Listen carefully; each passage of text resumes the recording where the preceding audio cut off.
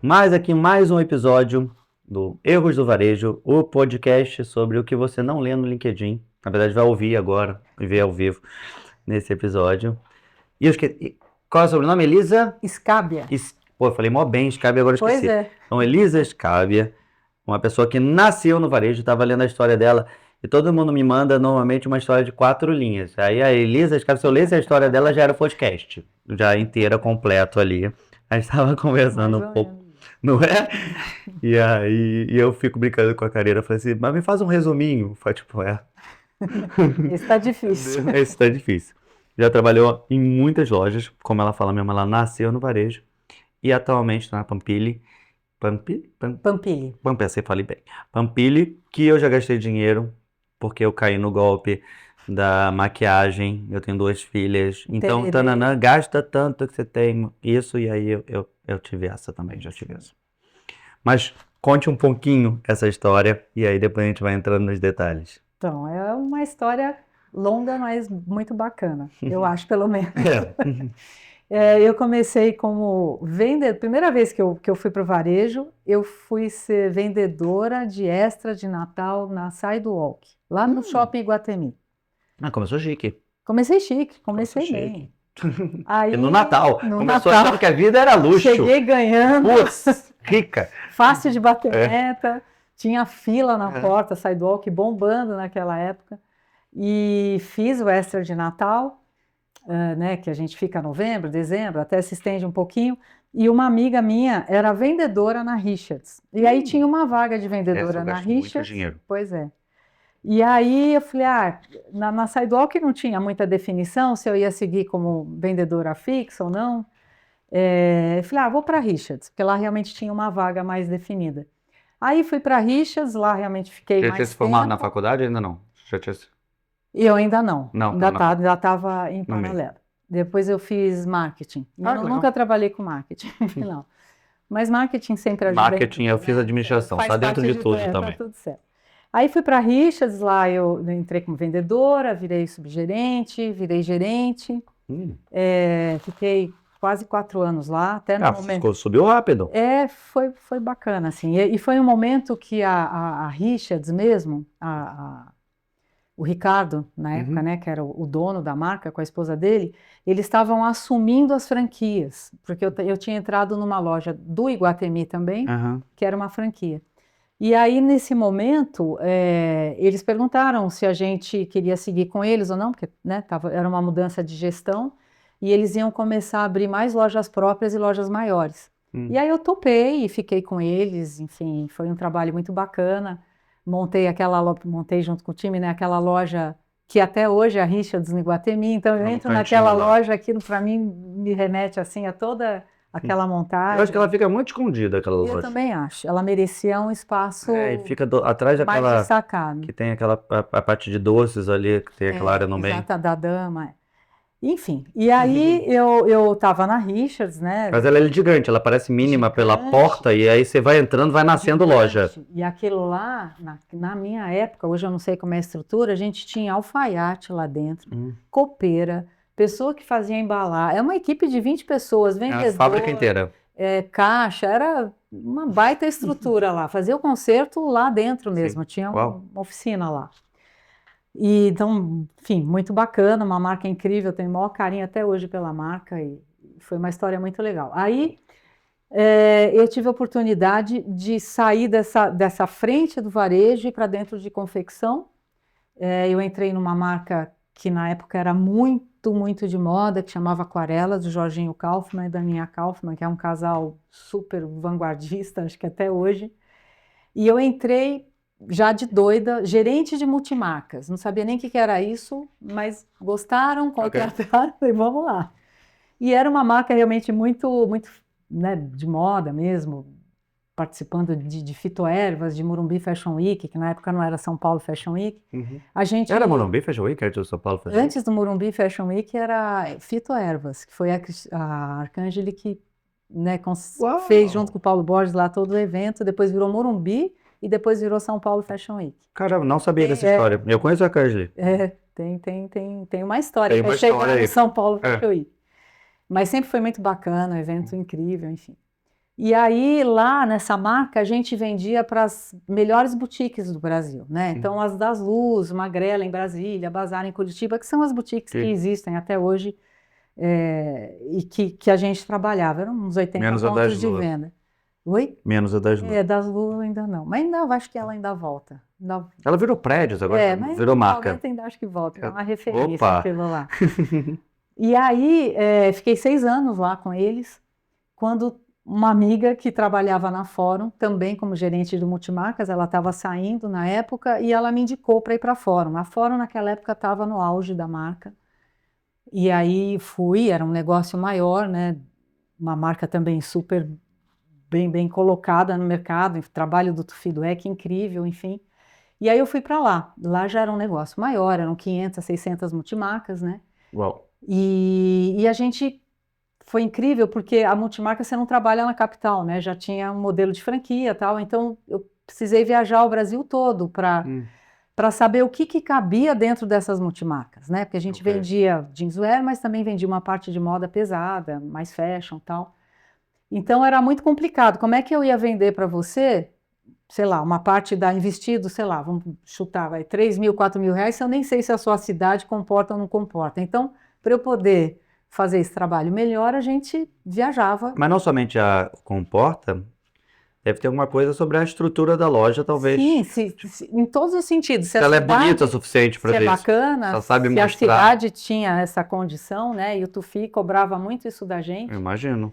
Né, a marca era muito bem cuidada, muito bem trabalhada. Então foi uma oportunidade incrível de realmente de conhecer o interior do Mato Grosso, de Goiás, do Sul, enfim, Brasil todo.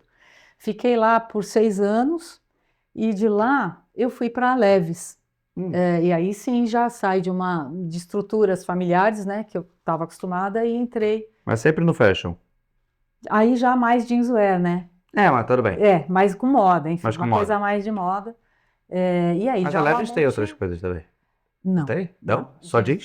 Jeanswear não tem. Até tentaram trazer uma marca masculina que chama Dockers, Sim, mas no Brasil ainda tem não lá pegou, fora. ainda tem lá fora.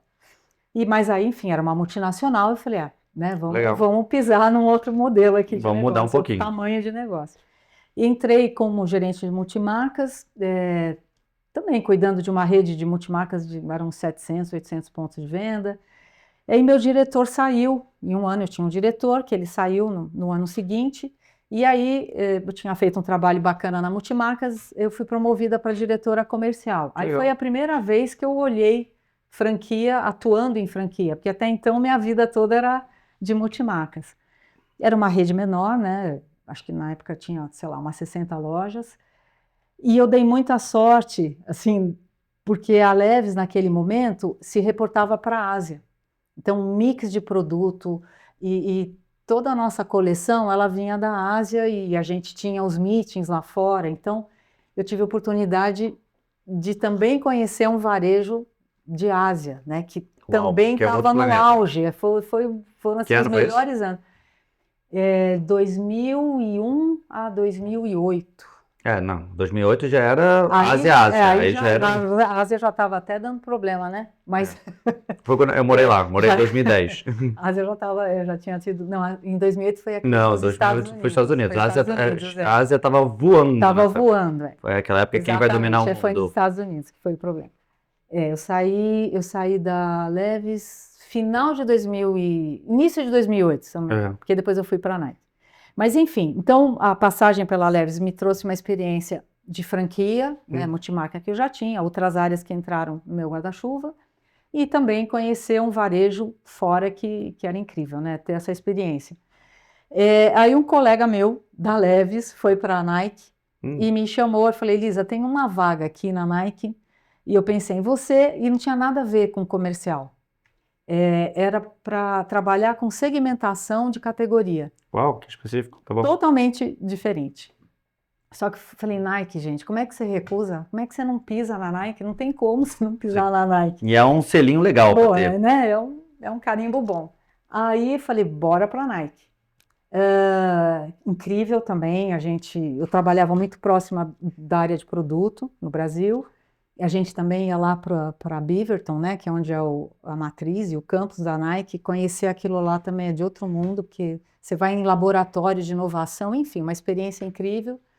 Eu fiquei quase 2 anos lá, um pouco menos de 2 anos, e aí eu quis sair. E meus amigos falavam, você é louca, você quer sair da Nike, você está doido? Eu falei, não é, eu quero voltar para o meu varejo. Eu gosto de bater meta, eu gosto de ficar louca, eu gosto dessa adrenalina da ponta mesmo. E na Nike não tinha essa oportunidade, já tinha as pessoas lá adequadas, lá alocadas nas funções. Falei, mas eu vou sair, eu preciso voltar para a minha origem de chão de loja, de meta, enfim, de sellout. Aí eu fui para Rosa Chá. Ah, tá bom. No momento que a Marisol tinha comprado a marca, o Hamid Slama, que até então era o dono, né, da Rosa Chá, vendeu, e estava entrando o Alexandre Irkovic, entrei junto. Aí uma proposta já um pouco diferente, a Rosa Chá era para ser, não era só para ser mais praia, era para ter a praia e também um pouco mais de moda.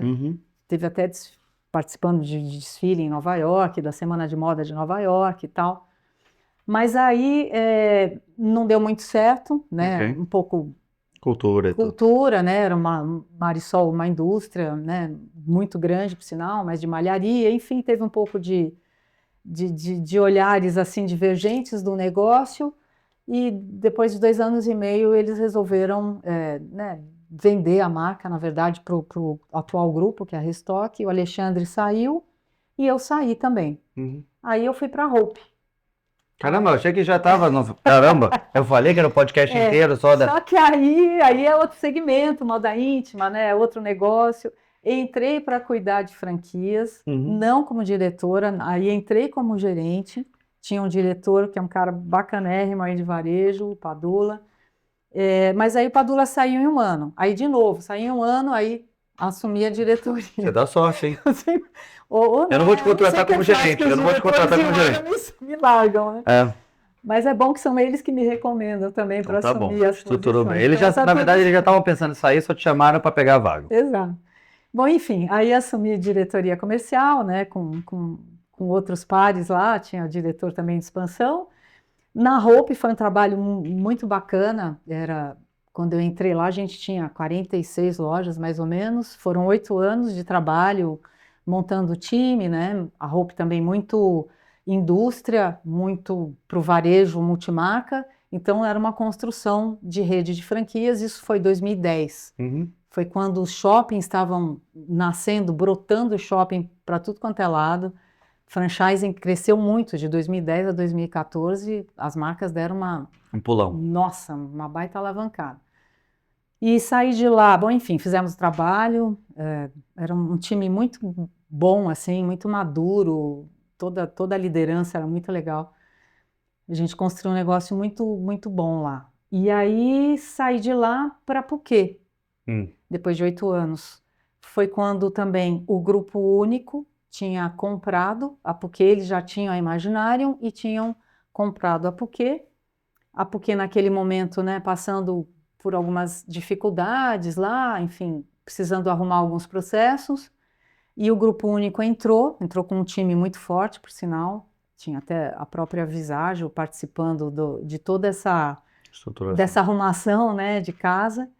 E fiquei 6 anos lá como diretora de franquias, né? Tinha a Andrea, que hoje é sócia, inclusive, da Puquê, mas era a diretora de marca e produto, também um avião de varejo. E foram 6 anos também de arrumar um pouco tudo, de arrumar alguns processos. Aprendi muito também, porque a Puquê é uma escola de varejo incrível, muito dinâmica. E em 6 anos, não, fiquei lá 6 anos e aí eu fui para Pampilha, que é onde eu estou agora, que me lembra até um pouco a Hope, porque também é uma indústria muito... Ela é do Sul, não é? Não, é de Birigui, interior de São Paulo. Do lado de Araçatuba. Sim. Já é uma marca Birigui é um nome que, se você não pensasse, é um nome que você criaria, sabe? Parece... É uma cidade... muito próxima, assim, Araçatuba é um pouco maior, mas é bem, bem gostosa. Mas é uma marca que foi fundada pela Maria, pelo Zé Roberto há 38 anos, 39 anos, super bem construída, e agora, há uns 3 anos agora, eles estão desenvolvendo o canal franquia, né? Ah, agora? Só agora, pouco depois, né? Todo mundo fez esse movimento antes. Tem 5 lojas próprias e hoje a gente tem 22 franquias. Então a rede hoje é bem achei que pequena. era bem maior do que... Parece que é Parece maior, maior, né? A né? visibilidade A da marca marca é forte. bem grande, E aí tô lá nessa construção aí de canal. Lugar? Não, a gente tem loja no Nordeste, no Centro-Oeste, no Norte, no Sul, mas assim, né? Bem esparramadinho ainda, porque 27 lojas. Uau! E estamos lá na construção do canal. Isso é a bíblia do mercado fashion, do varejo. Só marca bacana, Só marca bacana, caramba. Mas disso tudo que você passou, deve ter acontecido muitas coisas que te surpreenderam intensamente. Né? A gente estava conversando com alguns, mas eu queria que você contasse aí do último trabalho ou dos primeiros, o que você viu, que foi o grande erro que você viveu ou que você viu acontecer e o que você aprendeu com ele. Eu acho que tem uma coisa que a gente tem que ficar muito atenta, porque eu acredito que todo mundo de franquia já cometeu esse erro, que é ou escolher um ponto, ou um shopping, ou um candidato errado, né?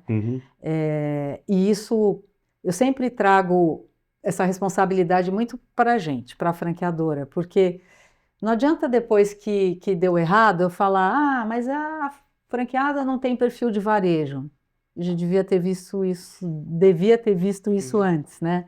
Então, eu sempre me sinto muito responsável pelo sucesso, mas pelo insucesso também de algum franqueado. A gente até estava falando há pouco, né? Pelo investimento que essa pessoa faz, às vezes é o dinheiro da vida, enfim. Então, implica aí em impactos bem grandes, não só para a marca, para o shopping, mas com certeza eu acho que o franqueado ele sai bem machucado de uma história de insucesso de franquia. Então, eu acho que o cuidado que a gente tem que ter e a clareza que tem que ter com essa candidata do que é o varejo, especialmente hoje, que mudou muito, né? O varejo já não é só o fluxo do shopping, o varejo, uma franqueada, hoje ela olha o Omni, o Marketplace, o shopping, o WhatsApp, o CRM, o cashback, é uma infinidade de frentes que se a gente tem que ter essa habilidade, e é fácil falar, mas é fácil você ter é difícil você ter essa habilidade de identificar se essa pessoa tem realmente esse perfil. Sim. Porque uma coisa que é comum a gente escutar, né, de uma franqueada, a gente fala muito que ela tem que estar presente no perfil de negócio que a gente tem, que não é um negócio tão grande, né, não é uma loja de 200 metros, né, então ela tem sim que acompanhar. É o quê? De 40? De quanto? 40 metros, 45, são faturamentos que você vai até a página 5, depois só se você dobrar ou triplicar a loja. Então, esse nível de faturamento, de negócio que a gente tem, ela tem sim que acompanhar o negócio dela com mais, né, presença. E a gente escuta muito, né? Não, mas eu passo na loja. O passar na loja não é gerir a loja, né? Isso. Gestão de loja é outra coisa, né? Barriga de dono. Então, e essa é a hora que eu acho que nas nossas entrevistas iniciais, eu não sei se, até hoje eu tenho dúvida se a gente consegue deixar isso tão claro. O quão importante é saber os indicadores, acompanhar todos os números, ela tem que ter domínio do negócio dela. Até porque ela é referência dentro da loja dela, né? Então, eu acho que a gente ainda falha e acaba expondo, né, às vezes um investidor que eu deveria falar, olha, melhor você não ir para o varejo não, você não tem esse perfil. Não tem. E dizer não é complicado. E acho que tem momentos também, né, a gente fala que tem dividir em 3 tipos de pessoas que se interessam para franquia. Tem o cara que é só investidor e acha que vai ganhar muito dinheiro. Tem aquele cara que é desempregado, não consegue mais trabalho e acha que esse virou o único trabalho que ele pode ter. E tem um cara que realmente é varejista mesmo, gosta desse caminho. Mas é muito difícil, porque os primeiros... não sei qual é o mais difícil dos 3, para falar a verdade. Talvez o mais difícil seja... Para dizer não, deve ser desempregado, né? Porque tipo, é a última coisa dele, mas pode ser que dê muito certo, porque ele fique muito motivado, mas pode ser que tenha um motivo de não ter conseguido emprego. Às vezes é o sonho, né? Muitos candidatos têm esse sonho de ter o seu negócio, né, próprio. E às vezes esse sonho, se não for bem bem trabalhado, ele, né, com certeza vai virar um pesadelo, mas... E aí, quando a gente fala de investir, mas você tem lojas, né, redes maiores que têm investidores. Você não tem o cara que vai na loja todo dia, mas no mínimo ele tem ou uma supervisora, ou ele tem gerentes extremamente maduras que já estão cuidando Ele tem quem do vai negócio, e quem ele né? confia. Mas quando você está falando de uma franqueada, uma loja única, assim, não dá, sabe, para largar. E eu acho que é esse aprendizado que é contínuo nosso de como levar isso para essa pessoa que está investindo, que não é fácil. O varejo hoje ele é muito mais difícil do que ele era há uns anos atrás, por todas essas frentes, né, que a gente tem que cuidar. Então tem que gostar de gente, tem que gostar dessa loucurada, dessa dinâmica, e a gente acaba, Tem que lembrar que fim de semana não é mais fim de semana. Final de semana é diferente mesmo, mas tem adrenalina, né? Da meta, da venda, de você ver o shopping movimentado e aquilo, o que eu vou fazer, como é que eu vou inventar isso aqui, o que eu vou mudar. Então é um perfil, Acho que, é coisa de louco mesmo. eu imagino. Acho que, por exemplo, a gente sempre brinca, né? Tem o cara que é marqueteiro, que gosta de criar coisa nova. Aí tem marca que funciona com ele, tem marca que não funciona com ele. Tem marca que é tudo travadinho, esse cara não vai ser. Tem aquele cara que é muito operacional demais, sabe todos os números, mas também não vai ajudar no mood de venda. Qual que você acha que é tipo o melhor perfil para você hoje? Ou se existe um ou não, que combine, que você olha e fala assim, pô, gostaria de vender loja para esse perfil. É que eu acho que a gente tem dois momentos. Quando a gente abre uma loja, por exemplo, até vou voltar num outro ponto. A gente tem consultoras de campo, né? E esse time de consultoras de campo, você tem pessoas que têm a competência mais analítica, mais de treinamento, mais de chão de loja. Cada menina acabou se desenvolvendo de alguma frente. A gente fala muito de DRE. Nossa, mas precisa preencher o DRE, precisa acompanhar o DRE. Tem um momento, quando a gente abre a loja, te juro, acho que eu vou falar isso, talvez alguém vai me matar. Mas a última coisa que eu quero ver é o DRE na hora que eu abro a loja. O que eu preciso que essa franqueada faça é que ela mergulhe no produto, que ela mergulhe no chão de loja, que ela entenda o produto, a coleção, a cliente que ela está recebendo. Porque se ela ficar no DRE, se aqui não acontecer, o DRE não vai fechar. A gestão no computador não funciona. O DRE é consequência positiva de um trabalho de chão de loja bem feito. Então, eu acho que são momentos. O aprendizado, né, é chão de loja mesmo, é fechar caixa, abrir caixa, tá lá no sábado, no domingo. Mas vai ter que trabalhar o resto da vida, final de semana? Não, você vai desenvolver um time, gerentes, mas nesse momento eu prefiro esse perfil de fazedor de chão de loja, de vendedora. E acho que sim, depois você vai maturando o teu negócio, você pode até migrar mais para essa parte mais analítica, e vai ter que ser, né? Porque você tem que analisar a ruptura de estoque, abastecimento. Mas eu acho que são dois momentos. O momento que eu posso nem olhar para o DRE, porque eu preciso fazer isso aqui acontecer e conhecer o meu negócio, e depois, sim, eu começo a mergulhar né, no meu resultado mesmo, o que isso está me deixando ou não, enfim, de positivo ou negativo no final da linha. A gente estava falando no começo de estratégias, né? Aí você falou de escolha de ponto, que é um dos maiores erros. Esse erro normalmente você acha que é de quem? É tipo de um franqueado, é a franqueadora que não soube fazer essa análise em relação a isso? Tipo, às vezes é corredor ruim, mas às vezes pode ser outra coisa que tenha. E a outra coisa que você falou que eu acho interessante, principalmente na última, é nesses serviços que você está oferecendo para gerar. Pode ser um serviço tipo um balão, que não é um serviço, mas é um brinde, e que atrai as pessoas. E tem um serviço do tererê, ou alguma coisa que faz em relação a isso. Você acha que é umas habilidades diferentes? Além de você ter um vendedor, você tem que ter uma pessoa que sabe fazer tererê.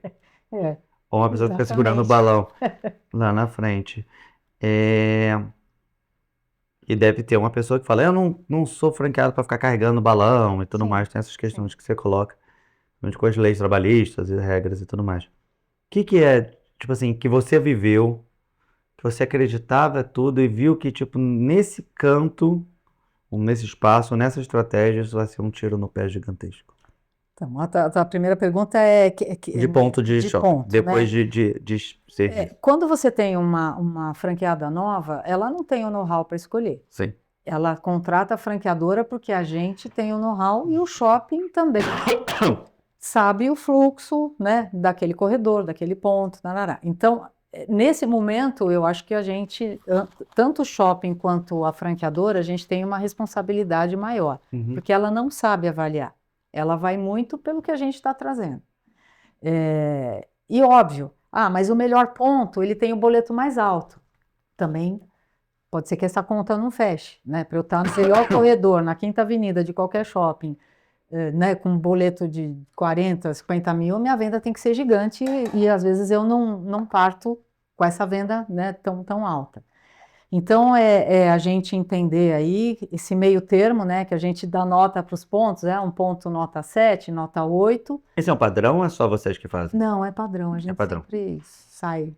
Esse ponto é nota 10, não, esse é 6, esse é 7, esse é 8. Mas ele não é igual para todos os setores, ou mais ou menos é? Olha, das marcas que eu passei, fashion segue essa bate assim, o que é 7 para um é 7 para outra, meio que bate. Então a gente tenta achar né, equalizar esse custo-benefício mesmo, de ter um boleto razoável, onde eu vou ter um fluxo também razoável, mas vai ser legal. Mas eu acho que ainda a responsabilidade de acerto e de erro fica mais na mão do shopping e da franqueadora. Quando o franqueado já é vamos dizer, profissional de franchising, aí óbvio, ele entende e ele palpita mesmo, não, aqui eu não gosto, aqui eu gosto. Às vezes, né, ele é da cidade, ele conhece aquele shopping como ninguém, ele fala, não, aqui eu venho aqui final de semana, tem fluxo ou não tem, então já fica uma discussão mais distribuída aí, vamos dizer, de decisões, né? Ponto, uma segunda pergunta de ponto, focando assim, tem algum tipo de quiosque, stand ou coisa que se tiver na frente da sua loja te atrapalha muito ou outros que te ajudam muito? Tem, já encaramos, já pegamos uns quiosquinhos errados. A gente não precisa citar a marca, mas assim, dependendo do segmento, atrapalha, assim. Eu me lembro que agora diminuiu, mas eu tinha, que aí não é marca, que era aquelas vendedoras de assinatura de revista. E aí que todo mundo ficava com medo de passar lá, porque a galera, você quer um brinde, você tem onde cartão tem brinde? Aí de repente o corredor ótimo, ficava o corredor horrível. E ela se vendia como, não, aqui é um quiosque da Turma da Mônica. Você fala, putz, que legal de trazer um quiosque, sei lá, daqui. Né? Qualquer marca que seja interessante. E aí vem lá, as lojas ficavam loucas. Assim, primeiro o quiosque precisa entender se ele não vai tirar a tua visibilidade, né? Antes mesmo de ser qualquer segmento, o quanto que ele pode te ajudar, trazendo algum fluxo, mas ao mesmo tempo, se ele te tapar inteiro, a gente já teve lojas de pedir para o shopping, o quiosque está tapando, ninguém acha a nossa loja, né? Até tem uma regra de quiosque, mas não é todo mundo que segue na risca. Tem galera que paga multa. Então, eu acho que primeiro é entender como é que está essa visibilidade. Mas aí tem marcas que ajudam, sim, que atraem, né? Essa menina ou essa mulher, enfim. E tem outras que não contribuem em nada. Mas, por exemplo... Nada. Assim, não, por exemplo, café. Café é legal? Não, café é bom. Vou até falar de uma coisa que é ruinzinha assim pra gente, é aqueles carrinhos, aqueles bichinhos que a criança monta. Sim. Nossa, aquilo lá é inferno. Mas pra você é ruim? Aquilo lá pra gente. Eu achei que seria ótimo, mas não, porque só lota criança naquele negócio lá. Pode ficar pra você. Não quero. Aquilo fica pitando de eu acho que a PB Kids do Cidade Jardim é na frente de um desses. A criança nem olha pro lado, porque ela tá tão fissurada de montar naquele bichinho. Então, a mãe tá toda focada no bichinho lá nas coisas da frente. No cavalinho que vai sair andando. Então, aquele lá, gente... E loja do lado? Tem loja que você fala assim, eu adoro abrir do lado dessa loja. Olha, assim, a gente tenta não abrir loja celular, de serviço, né? Não faz muito sentido, porque... E abrir do lado de concorrente ou na frente de concorrente não pega nada, porque até acaba sendo um destino, né? Às vezes ajuda. Às vezes até ajuda. Tem muitos shoppings que já segmentam, né? Eu vi que o Morumbi agora está cada vez mais. Então já deixa a gente próximo. Mas a gente evita, assim, comida, celular... muito cheiro. Não favorece muito.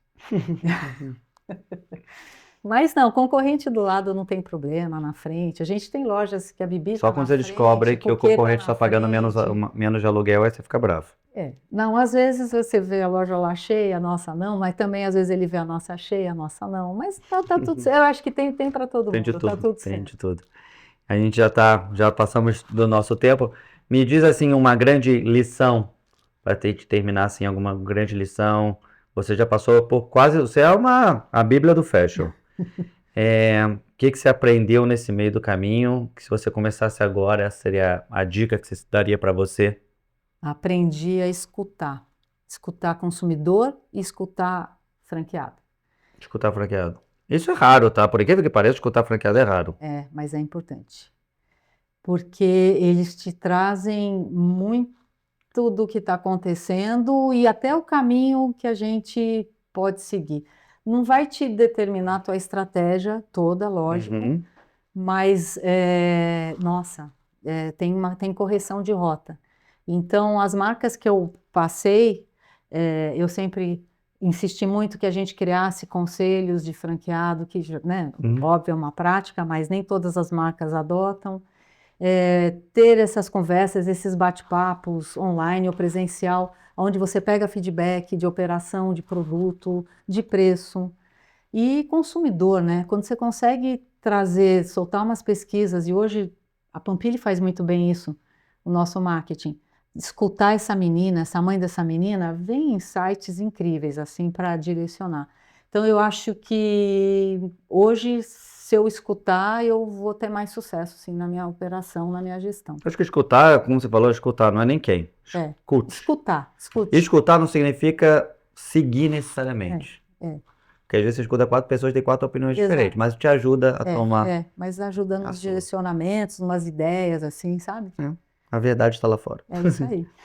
Muito obrigado pela conversa. Eu que agradeço. Uau! Acho que eu nunca numa conversa eu ouvi tantas marcas, nomes de marcas fashion em tão pouco tempo.